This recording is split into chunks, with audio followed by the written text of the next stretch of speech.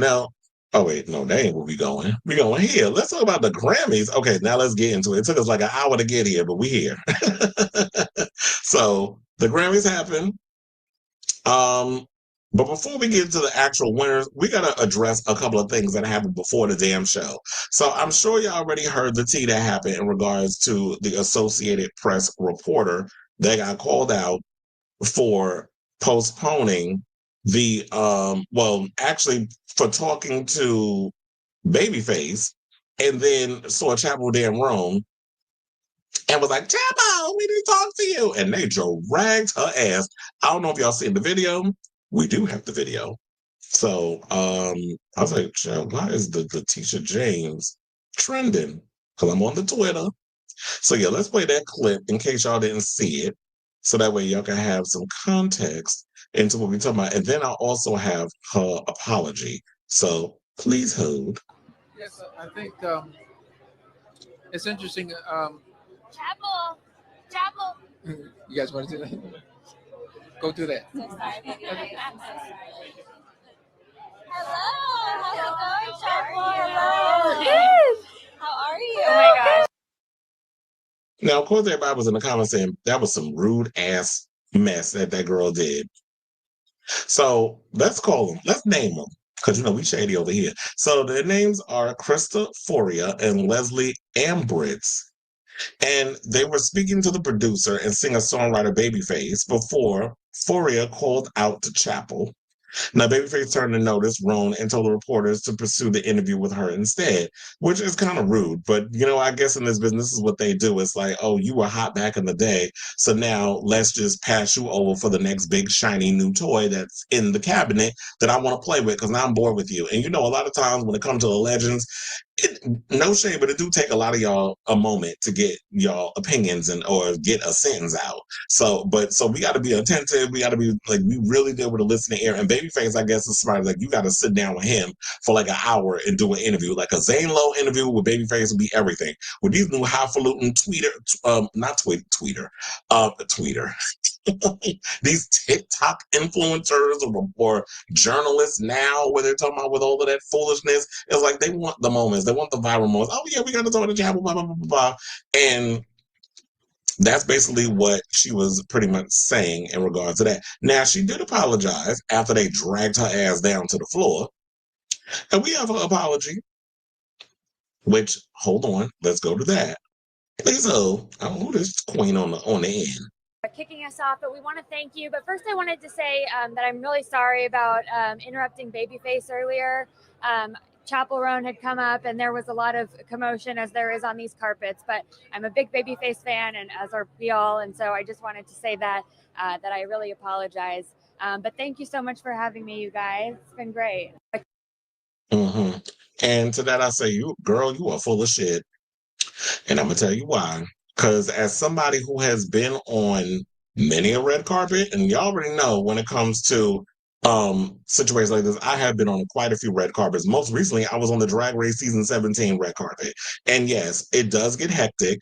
There's a lot of craziness going on. It's a lot of drama. It's not a lot of drama, but it's just a lot going on. You have a lot of people pulling a lot of celebrities from here, there, and everywhere. You got a moment to get them on the red carpet. One, to get their photos. You have the photographers on one side. It's cramped. You have a couple of reporters, maybe like a good 5 or 6 reporters who are trying to get in at least a good 2, maybe even 3 or 4 top questions in before their client is moved on to the next person, because it's just like a barrage of reporters and you only have a moment to get everything in. So yeah, it's hectic. If this is your first time at the rodeo, sis, then this may not be a situation that you're behind need to be a part of, but you have to learn how to center the chaos. Now, the thing is, I'm not buying it. I do not believe that it was a lot going on. The fact of the matter was you were talking to Babyface, who was an icon and a legend and in the moment in the music industry, has worked with everybody and anybody who is somebody in this business.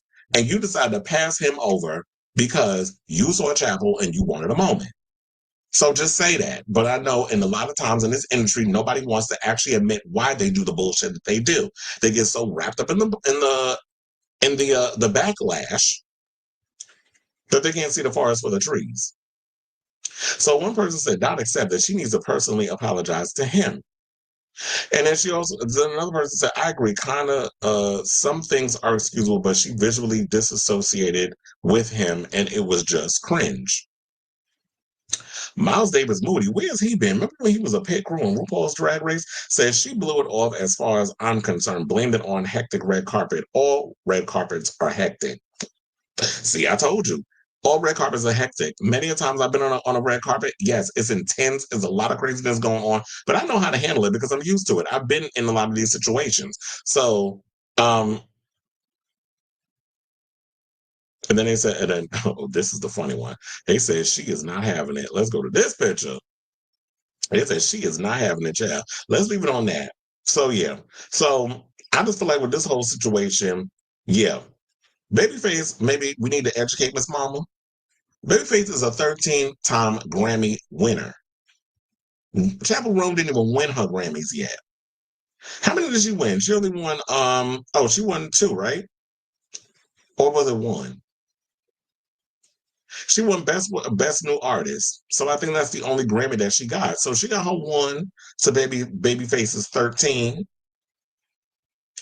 And it's cute or whatever you apologize, but I'm just calling BS on your excuse. And like I said, I just feel like the apology was only brought to the forefront because she received backlash from, her constituents.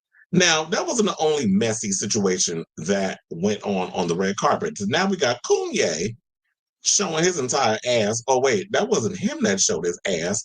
It was his new porcelain doll, Kim Kardashian 2.0, Bianca Censori, who showed her entire ass and her titties on the red carpet.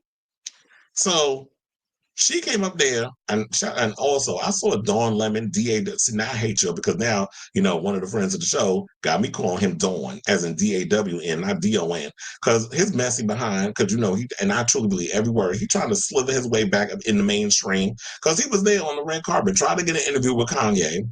And was like, he said, I'm thinking about something or whatever, because he asked Kanye a question. Kanye says something, he's thinking about something, probably thinking about why your life is in disarray. But then he went and and I heard him too, kind of motioned and told the security to tell Dawn that he's not doing interviews. Bitch, you supposed to be all mouth. You couldn't have told him yourself that you didn't want to do an interview? You got to motion to the security people to tell them?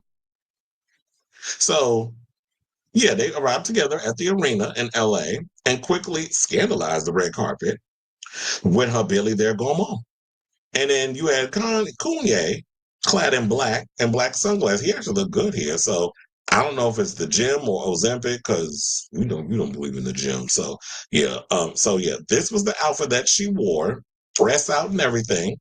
And then that's the back. This is remember when RuPaul used to do that when she was on not RuPaul Drag Race, the RuPaul show on VH1. This is the front and this is the back. We'll just keep it that way because that's the best she ever looked. Let's look at her back. Because the face, girl, you look like he done put some drugs in you, like you've been lobotomized. So she posed on the red carpet just to give a moment and then for them to be talked about. But then there was a rumor that went around where they were saying that they were kicked out of the event and were not officially invited to attend the Grammys and all the other stuff. So I will say this, that story is not true because I've seen a lot of people running around with that narrative because I know y'all need y'all clicks and y'all likes and you need your little coins or whatever from YouTube.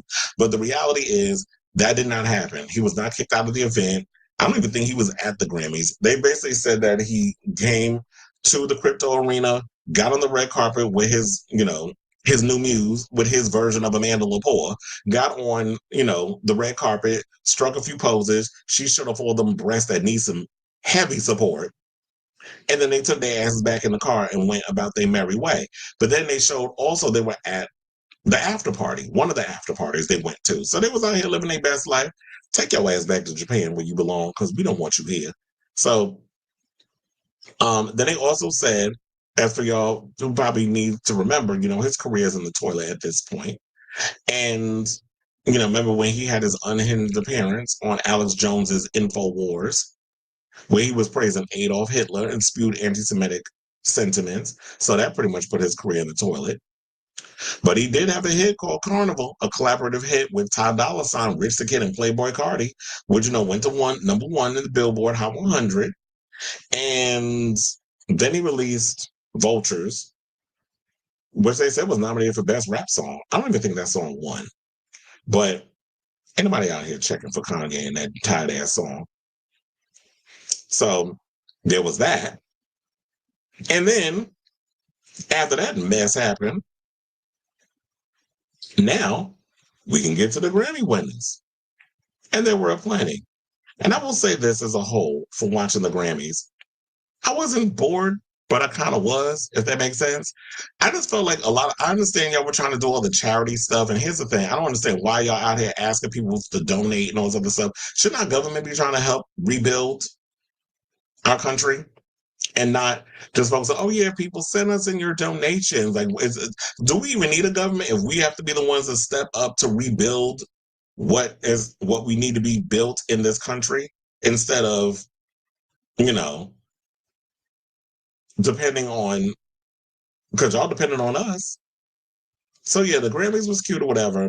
A lot of great performances. When Beyonce got Best Country Album, whatever, she looked like she was stunned, like a deer in headlights. But I've noticed that's how she always been looking lately. Like Beyonce is like a shell of her former self in a lot of ways. She got up there. I know the clear people on social media were pissed when she won, but you'll be all right. They even showed one long-faced chick with a lot of tanner in the audience. She didn't look that enthused, but bitch, you'll be all right too. And like I said earlier in the show, when everybody had their opinions before we could actually get to the topic, I honestly do not think that Beyonce should have. Like, I'm here for her winning country album, whatever, because to me it's like a middle finger to the CMAs and all of they all over there who don't want to acknowledge Black people's contributions to country music. So they're like, okay, we'll fix y'all asses. We'll actually acknowledge her over here. And I know a lot of you clear folks was all over social media talking about that the Grammys was boring and the Grammys was trash and it's woke and blah, blah. You don't even know what the fuck woke means. It's called being aware of marginalized people, or people from marginalized communities. That's basically what wokeism is about. For y'all to try to weaponize this, it's kind of like that, and DEI is the new N-word, and I'm noticing that with a lot of you folks, because y'all ain't got the balls to say it, because you'd be swallowing your damn teeth if you actually said that to somebody. So now y'all out here saying these certain buzzwords or trying to change it back. And, conservatives have been really good at taking words that have a positive and turning it into a negative to weaponize in their own little racist, way.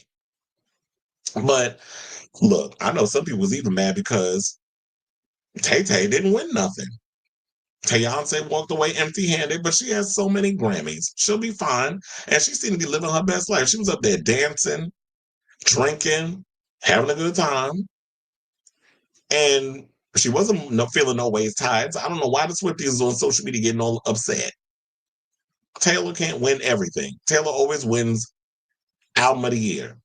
This year she didn't win it. But to be honest, I would have rather Beyonce win AOTY for Lemonade or even Renaissance. To me, those were well fleshed out albums that had a real conceptual, story. The music, there was so many layers and nuances to it. I feel like y'all only did this thing because the Grammys always gets it messed up. So y'all felt, oh, you know what? We got to make amends for a lot of the screw-ups we did in the past, and now we have to finally give her Album of the Year. That's what it felt like. It felt like a pity win, almost, because Jay-Z took his Magilla gorilla-looking ass up there. Joe Camel got up on that damn stage. He hawing, which we know donkeys do. I mix my jargon up intentionally. With the animals and things. So yeah, he got up there and bitched and moaned during her little speech about the fact y'all kept overlooking his wife for the Album of the Year. And she finally got it. But it's like, it couldn't be like a real authentic feeling of, humility. And I'm sure Beyonce felt very humble to win. But like with all of that extra stuff that was hovering over it, it just felt like it took away from that moment for her to actually win. And I did like seeing that Lady Gaga was up in there crying because Beyonce got that Album of the Year. Which I feel like, it's about time she got it, but not for that album, because I was not a fan of Cowboy Carter. So to wrap all that up, there was a lot of winners. Trevor Noah did his thing. However, I will say this.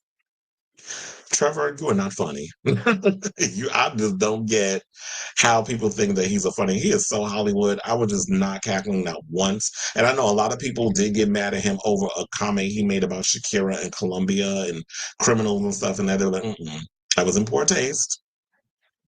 But I will say this, shout out to Kendrick Lamar, because you want to know something? Them 5 wins that he got last night in the main categories, that was a big middle finger to Miss Drizzy. Yeah, Aubrey, you got your ass handed to you last night, courtesy of Kendrick, and they using him to go after you. But I don't even think they need to use Kendrick. Kendrick is his own man.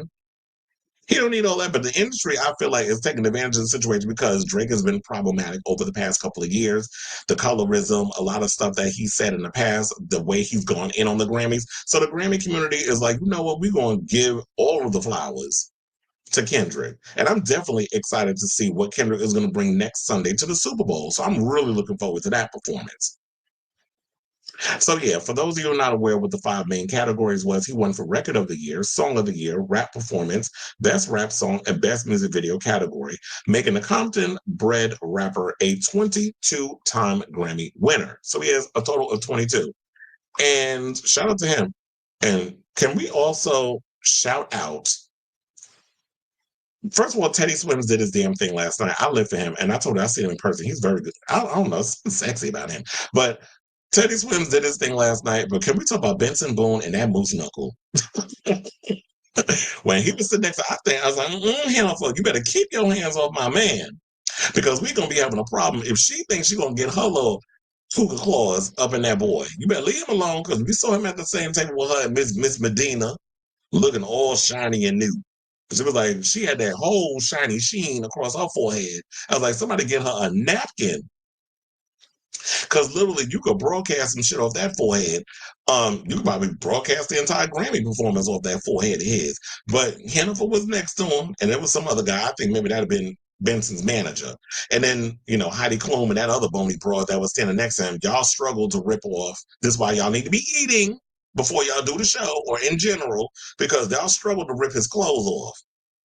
But then when I was like, ooh, come on, shiny blue out onesie within the moose knuckle, and then he grabs his dick at the end. And then people was like, why he grabbing his damn, because all that flipping and spins and all that, the RuPaul's Drag Race pop dipping and splitting and spinning he was doing with that off that piano. The Southern people say piano. And then the other flip that he was doing, was like, yeah, things is gonna get all, caught up in there. And that ass was gassing too. I was like, okay, little boy. I mean, no, he's not little. He's a grown ass man. But I was like, okay, I see you over there, Mr. Benson. He had I don't think he had drawers on either. But I'm not complaining. I just want to give a shout out to that moose knuckle. Now, they also, DJ Mustard was up there too. Shout out to him. I think he's been going through it too with his wife and all that other stuff. Remember all that drama was coming out with her?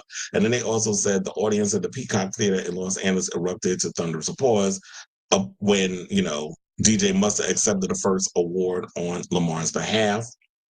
Then they also said Beyonce led the way with 11 Grammy nominations, a career high for her country album Cowboy Carter. Lamar, Billie Eilish, Post Malone, and Charlie XCX each had 7 nods apiece, followed by Taylor Swift, Chappell Roan, and Sabrina Carpenter with 6 each. In a career first, Beyonce won for Best Country Album and Best Country Duo/Group Performance for Two Most Wanted, alongside Miley Cyrus. And that's why Miley came out earlier. When she came out, I was like, we say. That's why she said what she wanted to say, because they won that award, but that was off camera. Then Sabrina came out and won for Espresso, which I had to say, I liked her performance. I thought the performance was cute, where she was kind of going, it was like messing up, and then she at one point kicked the dancer, and all that. There was a whole bunch of stuff that was going on. I thought it was a cute performance. I like Sabrina, and I'm glad that she's finally getting, her accolades. She's getting her flowers. Who else did a good performance that I liked?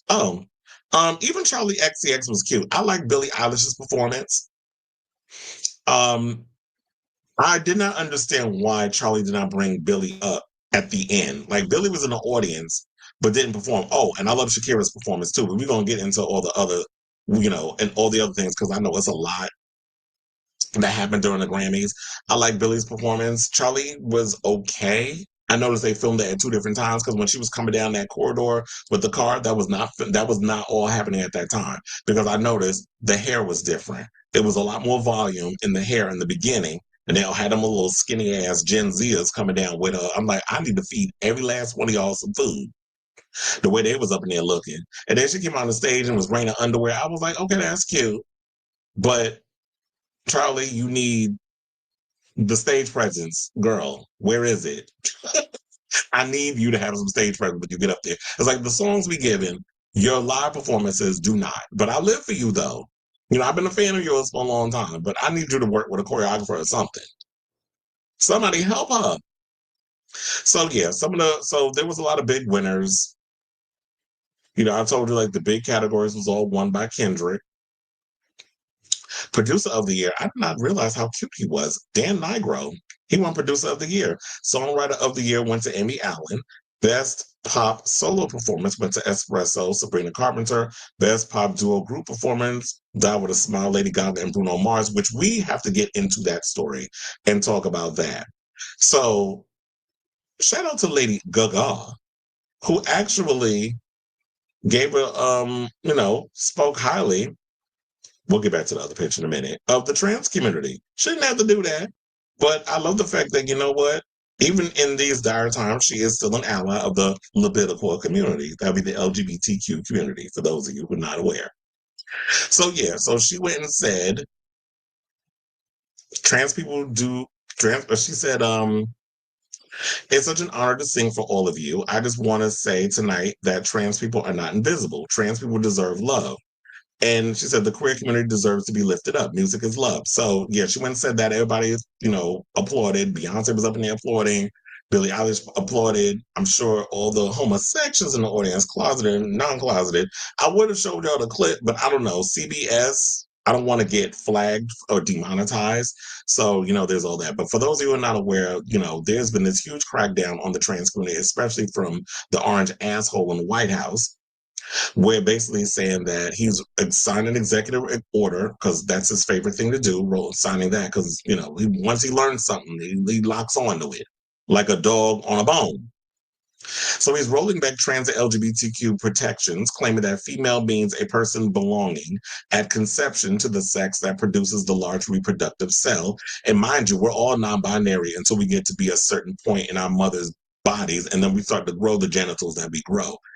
This is why learning about anatomy and all that other stuff in school is very important. And it basically said that male means a person belonging at conception to the sex that produces the. So basically, for all this is saying, the gender you are assigned at birth is how you should identify in the eyes of the Trump, oligarchy and law.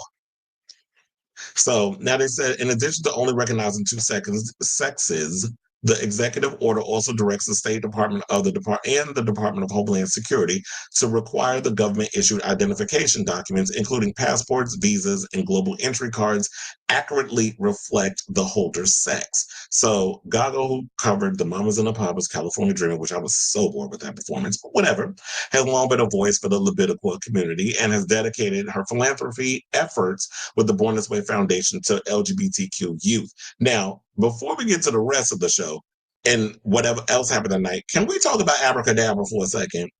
Now, I did not watch it during the commercial break after she performed with Bruno because I told you I didn't get to watch the show. I waited until this morning and then it was up on Paramount Plus. So I watched it this morning. But it was already up on YouTube. So I was like, and it was like 13 minutes up there. So I was like, oh, let's watch the video. So bitch, can I tell you, I have seen that video so many times. I probably watched it like 8 times already. It was signature Gaga. She was taking us back to the old version of her. I was living for the choreography. I loved the grandioseness of it. Even though it was so simple because it was in one place, I love the aspect of like the two different sides of herself battling. So it was like the dark side and the light side of her. And it was just a different choreography. She was definitely throwing herself in there. I just even love, like, even in the beginning, when she starts singing and she's like walking through and then she's like this movement and all this other stuff. I was like, yes, bitch, you better pump. And it was like how they was holding her cape, which they said was made from a wedding dress. So just all those little details and stuff that was going into that, I just love watching. Like, yeah, it's just larger than life. We want that grandioseness when it comes from a big pop star. And she was delivering on that. I know a lot of people didn't like Disease. I like Disease because it was like, it's a cute little song. It's kind of like to set the mood of the album. But like when it was so many things, it was like the chorus, and you had the pre-chorus, you had the bridge. It was like, she's taking us back to the old school way of doing songs. It's not these 2.5 minute non-existent anything on a damn song just because y'all want to get the streams to go 50 million times on a damn TikTok. Like it was literally a standard pop song. And I was so glad the video was over 4 minutes. So I'm hoping that the song length, because I haven't listened to the song yet on like Apple Music or whatever the case is. So I don't know the full length time of Abracadabra, but I just know like from watching the video, I hope the song is just as long.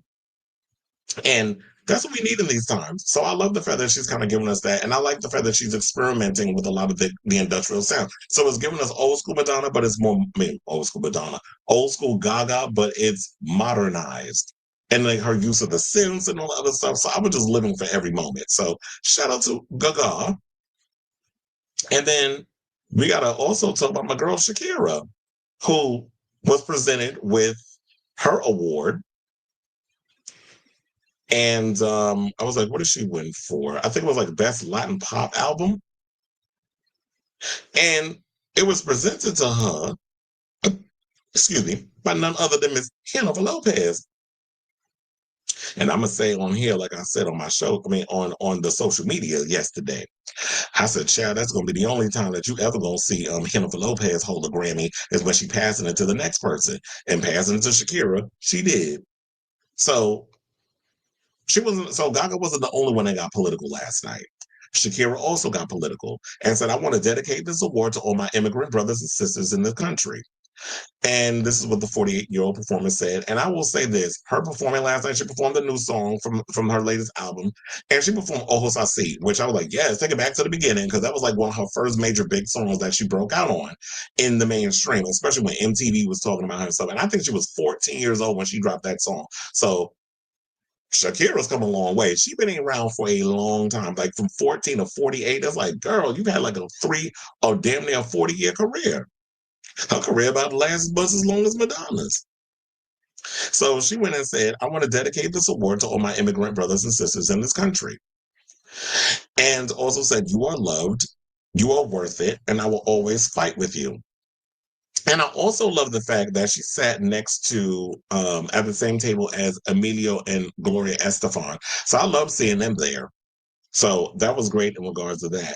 Now, oh yeah, we can't forget about, because I was like, I hope I didn't forget to talk about her. We got to talk about Chappell Roan winning Best New Artist, which I have to say, I lived for her speech. Now, y'all know any other time when it comes to Ms. Roan, that she works my root canal nerve in regards of some of the stuff that she says, because I always feel like she's bitching and complaining.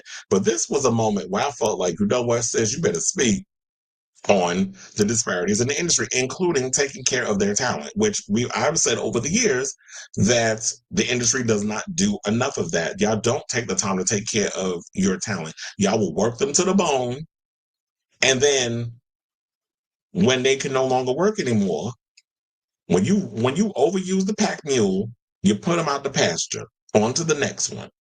So yeah, she in her speech talked about the treatment of developing artists in the music industry. So she called out record labels to give a livable wage and health care, especially for developing artists, and said, it was devastating to feel so committed to my art and feel so betrayed by the system and dehumanized. She said the labels, we got you, but do you got us? And what she was saying is that, yeah, when she was, I think this was during the pandemic, she got dropped from her label. She didn't have any skills in regards to like working a job because she was so young when she got signed. I think she was like 14 or something or another. And she had no skills on going out in the world and actually trying to get a job. So she was affected by that. And people have to realize, like, in those years of where artists are being developed, there's a lot of money and stuff that's going into that. So it's like, I understand that the industry is about, we're loaning you this money in order for us to recoup it down the road. But the way that y'all trap a lot of these artists in situations and you don't provide them with affordable health care or health care where they can be taken care of and all these other amenities that they would need to actually give you 110% of themselves, because there's a lot of artists out here who are working their asses off to support and not only give, make money for the label, but they have a team of people that they have to support too. And if you're not taking care of the person that's at the top of the food chain, that person whose name is on the marquee, then they can't work. They can't take care of the industry and everybody else. So I don't understand why that doesn't compute with them. So I was loving the fact that, at the end of the day, she spoke out, but she beat out Carpenter, Benson, Sabrina Carpenter, Benson Boone, Doshi, Karang Ben, I think that's how you said the name, Ray Shabuzi, and Teddy Swims. And I like Ray. She sang her ass off during that performance that she did. And y'all know Miss Chappella Rowana. She performed Pink Pony Club, which I was living for that performance too. So shout out to her in regards of what she did. And then she said, and then they also said, yeah, she won Best New Artist at the 2024 VMAs, beating Shabuzi, Gracie Abrams, Tyler, and Teddy Swims. So she won it twice at the Grammys and at the VMAs. So shout out to Miss Chappella Rowana. And also, shout out to everybody else. I don't think Post Malone won anything. I don't even think Shabuzi won either.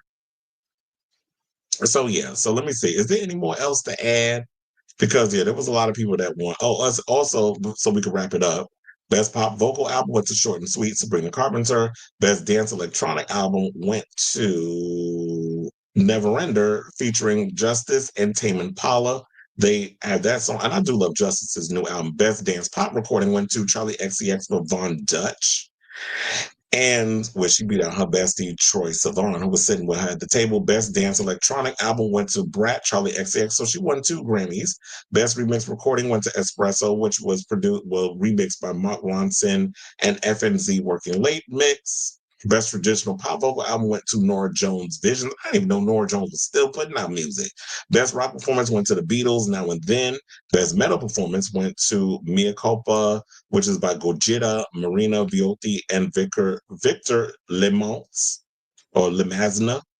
Best Rock Album went to the Rolling Stones. That was a sympathy one because who at they big age is still giving them Grammys, beating out Green Day, who had a great record with Saviors. Then you have Pearl Jam and Jack White.